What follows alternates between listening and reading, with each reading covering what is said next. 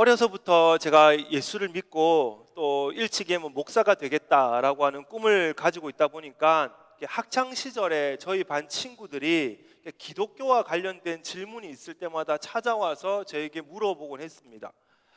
가장 기억에 남는 질문은 목사가 높아, 장로가 높아? 그런 질문이었죠. 제 친구 중에는 장로님 아들이 있었고 저는 목사가 꿈인데 우리 둘을 데려다 놓고 이렇게 목사가 높아, 장로가 높아? 그런 질문을 했었습니다. 이런 질문도 기억이 납니다. 어느 날 자기가 교회를 갔는데 거기에는 십자가가 없었답니다. 이거 잘못된 거 아니야?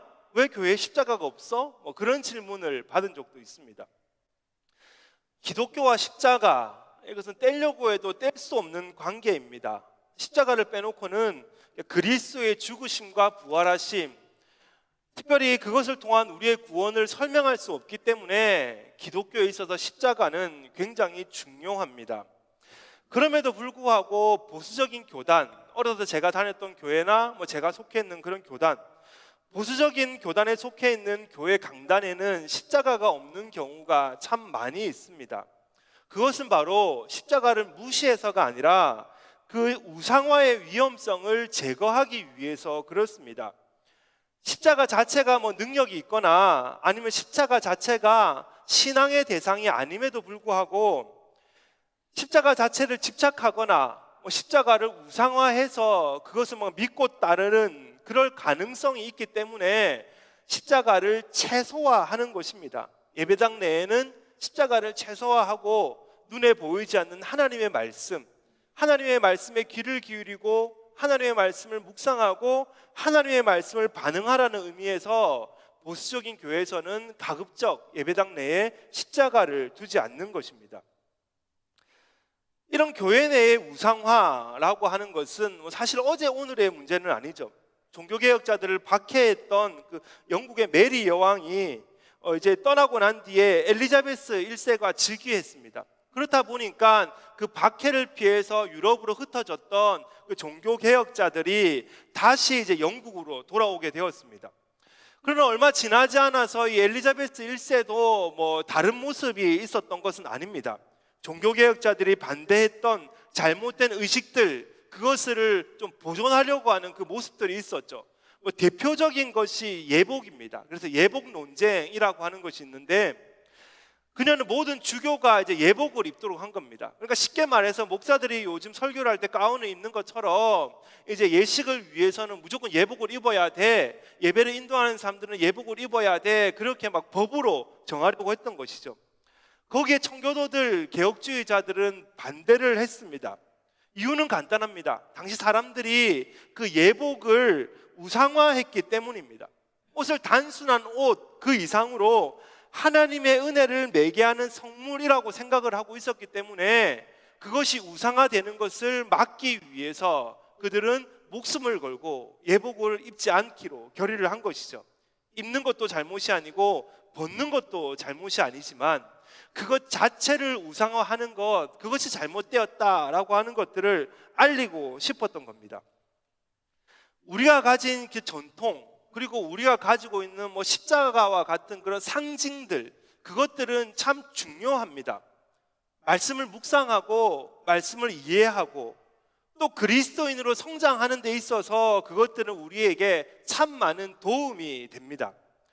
그러나 상징이 본질을 대신할 수는 없는 것이죠. 상징이 신앙의 대상이 되고 또 그것이 우상화되는 것은 잘못된 신앙생활을 하는 것입니다. 그런 맥락에서 본다면 오늘 본문에 나오는 이스라엘 백성들도 마찬가지입니다. 이스라엘을 대적했던 블레셋이 이제 아벡이라고 하는 곳에 진을 쳤습니다. 이스라엘 백성들은 에벤에셀에 진을 쳤죠. 아벡과 에벤에셀이라고 하는 것은 산지와 평야 간의 중요한 통행로입니다. 그렇기 때문에 그곳에서 이제 싸움이 자주 벌어졌던 것 같습니다.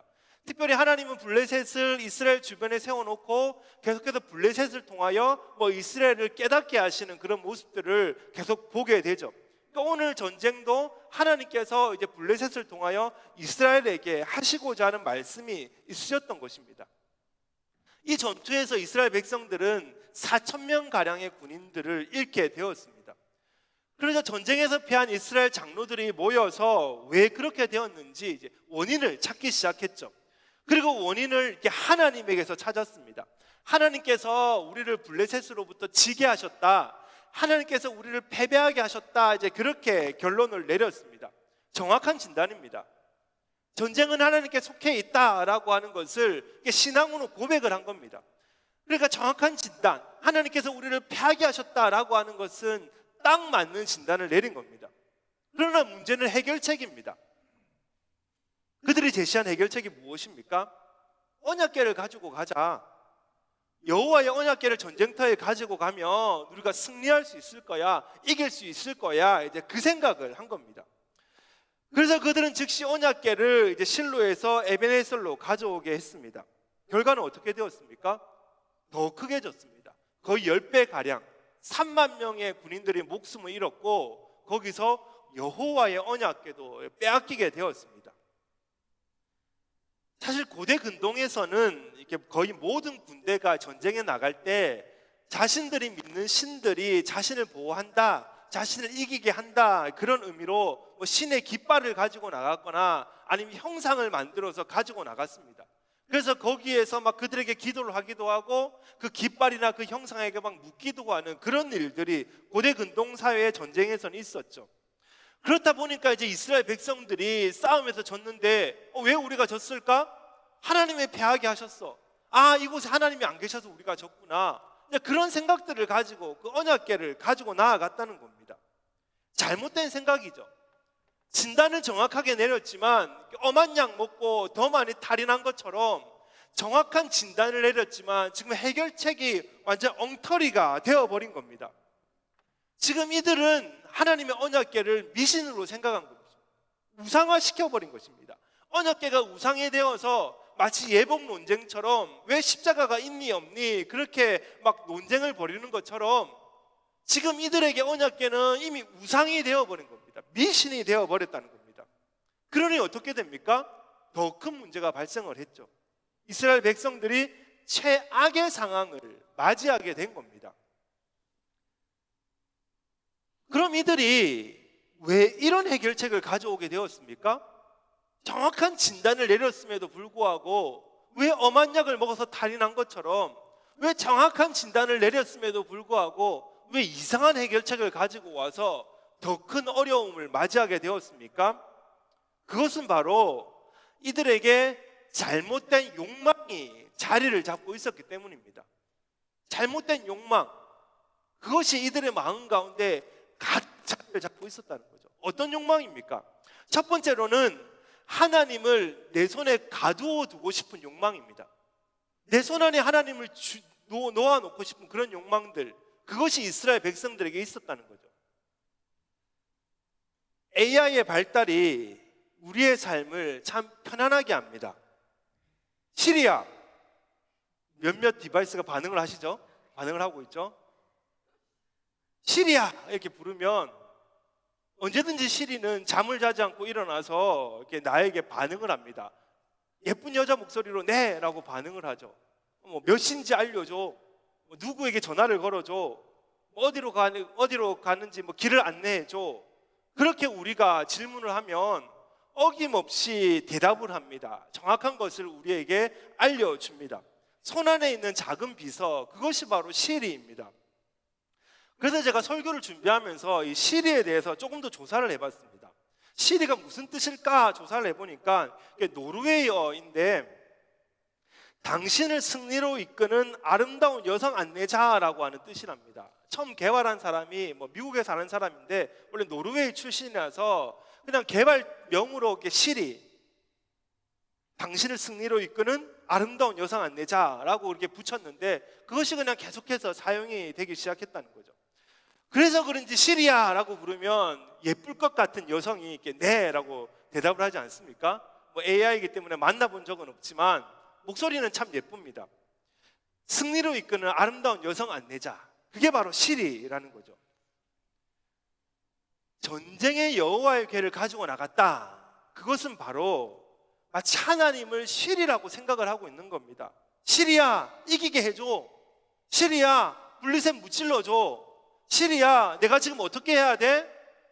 그러면 마치 답을 찾아주고 승리할 수 있게 해주는 것처럼 지금 이 이스라엘 백성들에게 언약궤는 그냥 시리 같은 존재라는 겁니다. 내 손에 스마트폰 들고 다니면서 어디서 어떤 문제가 있든지 궁금한 것들이 있든지 그냥 시리만 부르면은 다 답을 찾을 수 있게 해주는 것처럼 하나님이 내 손에 있으면서 내가 원하는 대로, 내가 뜻하는 대로, 내가 원하는 답을 찾아주기를 원하는 것, 그것이 바로 지금 이스라엘 백성들의 마음이라는 겁니다. 잘못된 생각입니다. 아닙니다. 하나님은 언약궤 안에 갇혀 계신 분이 아닙니다. 하나님은 우리의 손에 계신 분이거나 하나님은 어떤 형상 속에 갇혀 계신 분이 아니라는 겁니다. 언약궤가 무엇입니까? 언약궤라고 하면은 그냥 나무로 만든 상자, 금으로 칠해놓은 그런 상자이죠. 그 안에는 위로 뚜껑이 열리게 되어 있는데 그 안에 들어있는 것은 십계명 돌판이었습니다. 그렇기 때문에 사실 우리가 언약궤를 생각할 때 언약궤는 하나님의 임재의 상징이다라고 하는 것도 생각을 해야 되지만 또 한 가지 우리가 분명히 기억해야 될 것은 그 속에 십계명 돌판이 들어있었다는 겁니다. 십계명이 뭡니까? 하나님의 백성들이 지켜야 할 생활 규범입니다. 하나님의 법칙, 하나님의 백성이 반드시 따라가야 할 생활 규범, 그것이 바로 십계명이죠. 제 일은 다른 신을 내게 두지 말라. 제 일은 너를 위하여 어떤 우상이든지 만들지 말라. 어떤 형상도 만들지 말라. 무엇을 말씀하고 있습니까? 하나님을 예배하라는 것입니다. 누구에게 예배할 것인가? 하나님을 예배해야 돼. 어떻게 예배할 것인가? 그것을 말씀하고 있는 거죠. 어떤 이미지 속에 하나님을 가두지 말라는 겁니다. 내가 그리고 있는 시리의 이미지 속에 하나님을 가두어 놓고 내가 그리고 있는 어떤 형상 속에 하나님을 가두어 놓고 하나님 이런 분이야, 하나님 여기서 이렇게 해주셔야 돼, 마치 램프의 요정 속에 있는 그 알라딘처럼, 그 램프의 요정 속에 있는 램프 속에 있는 그 요정처럼 하나님은 언제든지 내가 부르면 반응해야 돼. 하나님은 언제든지 내가 위험 속에 있으면 나를 구출해 주셔야 돼. 그렇게 가두어 놓지 말라는 겁니다. 이스라엘 백성들이 하나님의 은혜로 출애굽을 하여서 이제 홍해도 건너고 아주 신이 났습니다. 아주 즐거운 시간을 보내고 있습니다. 시내 광야에 갔는데 모세가 시내산에 이제 하나님을 만나러 올라갔습니다. 그런데 올라간 모세는 온데간데 소식이 없습니다. 하루가 지나고 이틀이 지나고 시간은 계속 가는데 죽었는지 살았는지 알 수가 없는 상황이 되었죠. 백성들이 술렁이기 시작합니다. 눈에 보이는 지도자였던 모세가 보이지 않으니까 당황스럽고 두려운 거죠. 그래서 어떻게 합니까? 아론에게 찾아가서 이제 우리를 위하여 우리를 인도할 신을 만들어내라, 이제 그렇게 지도자였던 아론에게 가서 이제 요청을 합니다. 그러면 아론이 어떻게 해야 됩니까? 아론이 지도자라고 하면 백성들을 잠재워야 하죠. 아니 좀 기다려보자, 아니면 야 그러면 안 돼, 어떻게 하나님을 만들려고 하냐, 그 백성들을 잠재워야죠.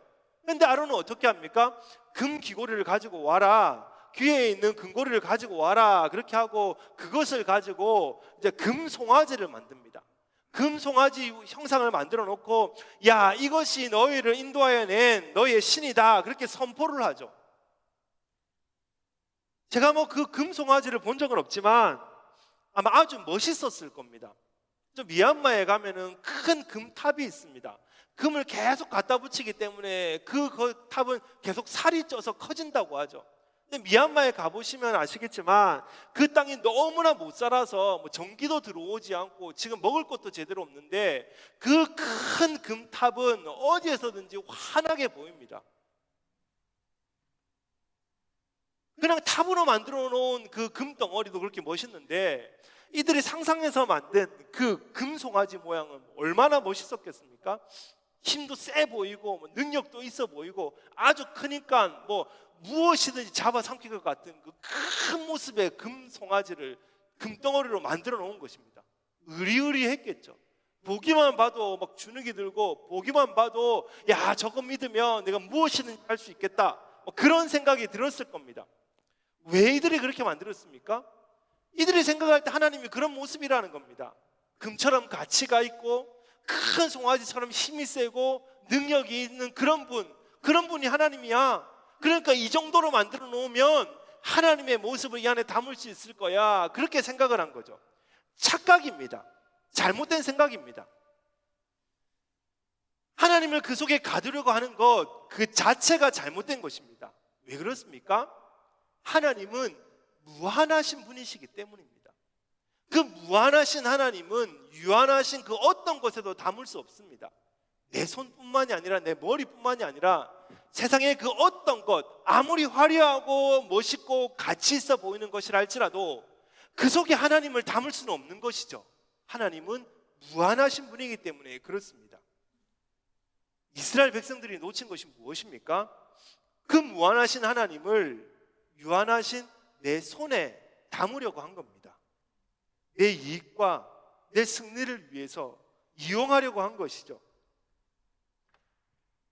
내 승리를 위해서, 내 이익을 위해서 오늘도 이거 붙잡고 있으면 되겠지, 하나님을 금송아지 정도로 생각하면 되겠지, 내 손에 하나님만 붙잡고 있으면, 내 손에 하나님의 형상만 들고 있으면 나는 이길 수 있을 거야, 나는 승리할 수 있을 거야. 오늘도 우리는 얼마나 많이 이런 욕망에 사로잡혀 있습니까? 내 손에 하나님을 가둬놓고 내 이익을 위해서, 내 욕심을 위해서 하나님을 이렇게 저렇게 움직여 보려고 하는 그 마음, 그 생각들, 오늘도 우리는 여전히 그 가운데서, 그 욕망 가운데 싸우고 있는 것, 그것이 우리의 모습이라는 겁니다. 그러므로 정말 하나님의 도우심이 필요하다면, 정말 하나님이 나를 도우시기를 원한다면 그 언약궤가 아니라 그 언약궤 속에 있는 하나님의 계명을 찾아야 합니다. 그 언약궤를 붙잡고 그것을 우상으로 삼고 있는 것이 아니라 주님을 예배하고 주님을 높이고 주님과 인격적인 교제를 나누며 하나님이 나에게 무엇을 원하시는지를 생각하며 나아가야 합니다. 내 손에 하나님을 가둬두는 것이 아니라 내가 하나님의 손에 붙잡힌 삶을 살아야 하는 것이죠. 예배를 통해서, 찬양을 통해서, 기도를 통해서 우리는 하나님께 붙잡힌 삶을 살아가야 합니다. 그때 우리에게 승리가 보장되고 그때 우리에게는 하나님의 역사가 일어나는 것입니다. 유한한 내 머리에 하나님을 가두어 놓고 자꾸 원하는 대로 이끌어 가려고 하는 것, 그것만큼 실패하는 인생이 없습니다. 내 손에 하나님을 넣어놓고 마치 시리를 부르는 것처럼 필요할 때 하나님 찾았다가 필요 없으면 던져버리는 그런 삶을 사는 것, 그것만큼 어리석은 인생이 없다는 것이죠. 언약궤가 아니라 그 속에 있는 하나님의 말씀, 언약궤가 아니라 그 속에서 말씀하시는 그 하나님을 찾을 때, 그때 우리는 진짜 승리를 경험할 수 있습니다. 오늘 우리에게 있는 그 욕망, 하나님을 내 손에 가둬두려고 하는 욕망, 내 머릿속에 가둬두려고 하는 그 욕망으로부터 탈피하는 우리가 되시기를 간절히 바랍니다. 하나님을 내 손에 붙잡으려고 하는 것이 아니라 내가 주님께 붙잡히는 인생, 주님과 동행하는 그 인생 살아가는 복된 우리 되시기를 간절히 바랍니다. 그런가 하면 두 번째 욕망은 죄의 중독을 끊지 않으려고 하는 욕망입니다. 죄의 중독, 그것을 끊고 싶어 하지 않는 욕망, 그것이 이들에게 있었다는 거죠. 유명 연예인이나 스포츠 스타가 도박으로 인해서 한순간에 나락으로 떨어지는 것, 그것을 우리는 심심찮게 보게 됩니다. 사실 그들도 알고 있었겠죠. 왜냐하면 이미 앞서간 선배들, 친구들, 후배들이 그런 문제 때문에 하루아침에 범죄자가 되거나 아니면 다시는 재개할 수 없는 상태에 놓이게 된다는 것을 너무나 잘 알고 있기 때문에 자신도 그렇게 하면 안 된다라고 하는 것을 알고 있을 겁니다. 그러나 그렇게 되지 않습니다. 쉽게 끊어지지가 않습니다. 왜 그렇습니까? 이미 중독이 되어버렸기 때문입니다. 중독이 뭐죠? 어떤 사상이나 사물에 젖어버려서 정상적인 사물을 판단할 수 없는 상태입니다. 그래서 중독을 사실 뇌과학과 연계시켜서 생각을 하죠. 뇌가 이미 마비가 되어버린 겁니다. 뇌 보상 체계가 이제 반복적으로 자극에 의해서 이제 점점 변화되는 겁니다. 뇌 체계가 변화되어 버린 것, 그게 바로 중독입니다. 그래서 우리 주변에도 중독되신 분들을 보면은 분명히 저러면 안 되는 거 알고 있는데, 분명히 저렇게 하면은 잘못되는 거 뻔히 알고 있는데 일어나서 또 거기를 쫓아가고 일어나서 또 거기를 쫓아가고 하는 것들, 중독이 되어서 그렇습니다. 뇌 보상 체계가 바뀌어져서 그렇다는 겁니다. 그래서 중독이 무섭습니다. 끊어야 하는 것을 알지만 끊지 못합니다. 돌아서야 하는 것을 알지만 돌아설 수가 없습니다. 왜냐하면 이미 내 머리는 거기에 빠져들었기 때문입니다. 우리의 죄도 마찬가지 아닙니까? 우리는 죄를 끊어야지 생각을 하고, 기도할 때마다 기도를 하고, 개인적으로도 막 발버둥을 치지만 쉽게 끊기 어려운 것, 그것은 이미 거기에 길들여졌기 때문입니다. 내 마음이, 내 머리가, 내 삶이 거기에 길이 들어져 버렸기 때문입니다. 죄의 달콤함, 그 죄를 한번 터치했을 때 나에게 찾아오는 그 달콤한 보상들, 그것을 우리는 끊기가 쉽지 않은 거죠. 그래서 우리는 눈만 뜨면 거기에 기웃거립니다. 마음이 쏠려 있습니다. 몸이 쏠립니다. 생각이 쏠립니다. 그래서 거기에서 나올 수 없는 것입니다. 우리 지난 주일에 엘리와 그의 자녀들에 대한 말씀들을 나누었습니다. 기억나지 않으시죠? 이렇게 물어보는 게 더 좋을 것 같아서, 괜히 기억나시죠? 물어봤다가 지금부터 설교를 못 들으실까 봐. 엘리는 제사장이었고 그 자녀들 홈리와 비느하스도 제사장의 삶을 살았습니다. 그런데 홈리와 비느하스는 아주 사악한 자들입니다. 하나님을 모르고 무시했고 자신들 마음대로 제사를 지내며 살았던 자들이었습니다. 그런데 엘리는 그들을 적극적으로 막지 않았습니다. 왜 그렇습니까? 단순히 무능한 아버지여서가 아니라 그도 공범이었기 때문입니다. 엘리도 그 달콤함을 이미 맛봤기 때문입니다. 그래서 영적으로 살이 쪘고 영적으로 앞이 보이지 않는 상태가 되었습니다. 그래서 하나님은 어떻게 하시기로 했습니까? 그 가문을 버리시기로 했습니다. 그리고 대신해서 사무엘을 세우셔서 사무엘과 함께 하시면서 사무엘에게 말씀을 하셨습니다. 이것을 이스라엘 백성들도 알고 있었습니다. 홈리와 비느하스가 행실이 나쁘고 여호와를 알지 못하는 그런 자들이다라고 하는 사실, 이미 제사장들은 완전히 맛이 갔어. 이미 제사장들은 이미 패배해버렸어. 죄에 중독이 되었어. 그래서 하나님은 그들을 버리셨고 사무엘이 하나님이 세우신 선지자야 라고 하는 것을 이스라엘 백성들도 알고 있었습니다. 그래서 4장이 어떻게 시작됩니까? 사무엘의 말이 온 이스라엘에 전파되니라. 사무엘이라고 하는 그 이름으로 시작이 됩니다. 이제 엘리의 시대가 끝이 났고 홈리와 비느하스의 시대가 끝이 났고 이제 사무엘의 시대가 시작이 되었다. 사무엘에 대한 소식이 온 이스라엘에 전파되었다. 온 이스라엘의 모든 백성들이 사무엘이 선지자라는 사실을 다 알고 있다. 그렇게 시작이 된다는 것이죠. 그리고 이어서 4장 1절에 보면 재밌는 것은 2절이 아니라 그냥 1절에 이어서 사무엘의 말이 온 이스라엘에 전파되니라 라고 하고 이제 이스라엘과 블레셋의 전쟁이 시작되었다라고 그 한 절에, 짧은 한 절에서 두 가지 내용이 동시에 들어와 있습니다. 그런데 중요한 건 이 전쟁 이야기가 나오는데 그 전쟁 이야기가 시작이 되면서 또 누구의 이름이 등장을 합니까? 사무엘이 아니라 홈리와 비느하스의 이름이 등장을 합니다. 사무엘의 이름은 4장 1절에 등장을 하고 이 언약궤의 이 스토리가 끝나고 난 뒤에 사무엘의 이름이 등장을 하고 그 사이에 언약궤 스토리 속에서는 사무엘의 이름을 찾아볼 수가 없습니다. 오히려 이제 끝이 난 홈리와 비느하스가 느닷없이 나타난다는 겁니다. 무엇을 말씀합니까? 홈리와 비느하스를 끊어내지 못했다는 겁니다. 이미 홈리와 비느하스의 시대는 끝이 났습니다. 하나님은 그들을 버리셨습니다. 사무엘을 세우셨고 이스라엘의 모든 백성들도 사무엘이 선지자라고 하는 것, 하나님께서 사무엘과 대화를 나누신다는 것을 다 알고 있었습니다. 그러나 지금 느닷없이 사무엘이 아니라 홈리와 비느하스의 이름이 그 가운데 들어와 있다는 거죠. 무엇을 말씀하죠? 이스라엘 백성들 또한 죄에 중독이 되어버린 겁니다. 이스라엘 백성들 또한 죄의 달콤함에 빠져버린 겁니다. 죄에 중독이 되어서 그것을 끊어내지 못하고 있는 것이죠.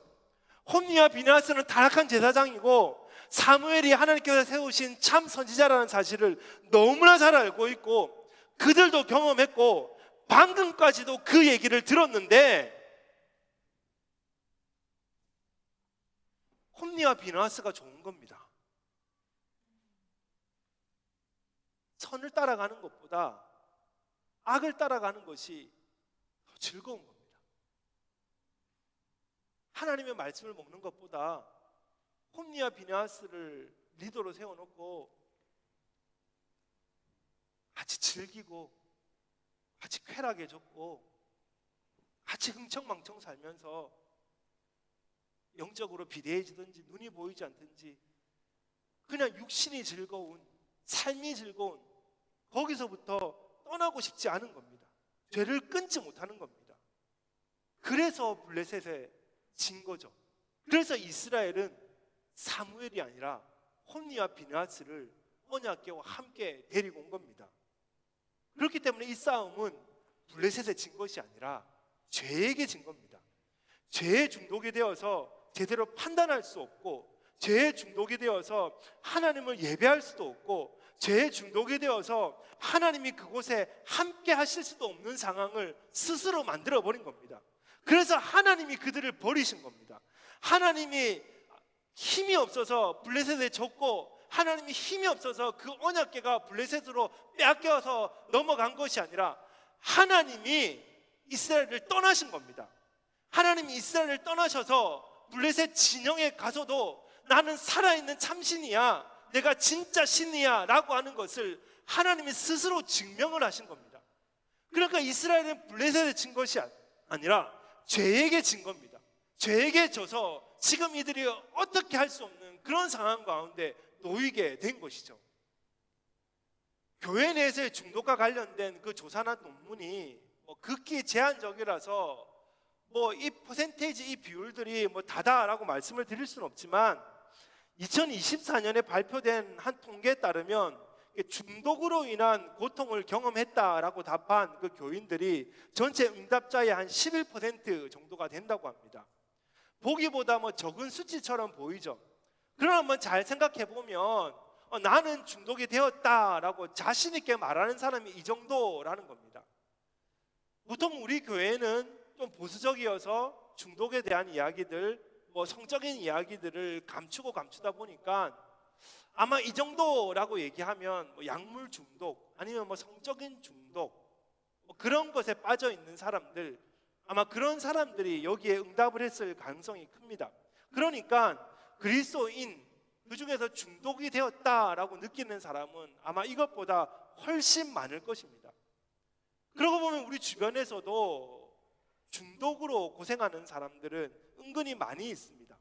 약물과 같은 눈에 보이는 그런 물질 중독, 그것은 없다 할지라도 행동 중독, 스마트폰, 도박, 성, 쇼핑, 유튜브 페북, 심지어 일, 운동, 거기에 빠져서 정신을 차리지 못하는 경우가 얼마나 많이 있습니까? 오늘도 우리는 예배를 드린다고 몸은 여기에 있지만 내 생각은 이미 그곳에 가 있고 내 마음은 이미 거기에 있는, 그래서 예배 시간에도 참을 수가 없어서 스마트폰을 열어봐야 하고 알람이 울린 게 없는지, 카톡이 온 게 없는지 그것을 확인하지 않으면 예배에 집중이 되지 않는 그런 삶을 오늘도 우리는 살아가고 있지 않습니까? 그리스도인이라고 하지만, 교회 내에서 봉사하고 직분자라고 하지만 오늘도 우리는 그 자그마한 스마트폰 하나를 통제할 수 없어서, 그것을 절제할 수 없어서 오늘도 눈물만 흘리며 앉아있는 것, 그것이 우리의 모습이라는 겁니다. 왜 우리의 삶이 뒤죽박죽됩니까? 배우자가 잘못하고 자녀가 잘못한 것이 아니라 우리의 머리가 빼앗기고 마음이 빼앗겼기 때문입니다. 4장 1절 이후에 온데간데 없이 사라진 사무엘이 7장에 가서야 등장을 합니다. 언약궤 사건이 끝이 나고 난 뒤에 이제 다시 등장을 했습니다. 그러면서 그가 했던 말이 무엇입니까? 7장 3절입니다. 사무엘이 이스라엘 온 족속에게 말하여 이르되 만일 너희가 전심으로 여호와께 돌아오려거든 이방 신들과 아스다롯을 너희 중에서 제거하고 너희 마음을 여호와께로 향하여 그만을 섬기라. 그리하면 너희를 블레셋 사람의 손에서 건져내시리라. 죄를 아는 것만으로 끝내라 라고 말씀하는 게 아닙니다. 오늘 말씀을 통해서 내가 중독이 되었다라고 하는 것을 느끼고 끝내라, 그것을 말씀드리는 게 아닙니다. 죄의 중독으로 벗어나는 가장 확실한 길은 행동을 바꾸는 겁니다. 마음을 바꾸는 겁니다. 생각을 바꾸는 겁니다. 이미 거기에 젖어서 내 뇌가 변질되었고 마음이 변질되었다 해도 그거로부터 돌아서기 위해서 우리가 애를 써서 저쪽으로 가 있던 눈을 다시 말씀으로 돌이키는 것, 저쪽으로 가 있던 나의 생각을, 나의 마음을 다시 말씀으로 돌이키는 것, 그것이 우리에게 중요하다는 것입니다. 너희가 전심으로 여호와께 돌아오려거든 이방 신들과 아스타롯을 너희 중에서 제거하고 너희 마음을 여호와께로 향하여라. 그만을 섬기라. 그 고백, 그 삶의 변화, 그 행동의 변화, 그것이 있을 때 우리는 죄의 중독으로부터 벗어날 수 있다는 것입니다. 고난주간이라고 해서 미대어 금식하고 고난주간이 아니면 마음대로 살아가는 그런 그리스도인의 삶은 바른 삶이 아닙니다. 하루하루를 고난주간이라고 생각하고 하루하루를 내가 금식한다는 생각을 가지고 그렇게 살아가는 그 삶을 통해서 그리스도의 향기는 드러납니다. 오늘 우리는 어디로부터 중독되어 있습니까? 그 욕망 가운데 사로잡혀서 우리는 어떤 삶을 살아가고 있습니까? 그것으로부터 이겨낼 때, 그것으로부터 돌아설 때 우리의 삶은 그리스도인의 삶을 살아갈 수 있습니다. 사랑하는 우리 다음 세대들, 긴 방학을 끝나고 학교로 돌아가는데 간절히 바라지만 내가 어디에 중독되었는지를 고민하고 이번 학기를 시작하십시오. 내가 무엇으로부터 돌아서야 되는지를 고민하고 돌아가십시오. 그렇지 않으면 또 친구들 만나고 또 학교에 가서 그 문화 속에 젖으면 우리는 다시 예전처럼 돌아갈 수밖에 없습니다. 오늘 예배를 가운데 죄를 깨닫는 것으로 끝나는 것이 아니라 우리의 문을 열고 나아가서 삶 속에서 돌아서서 반응하는 복된 그리스도인들이 되시기를 간절히 바랍니다.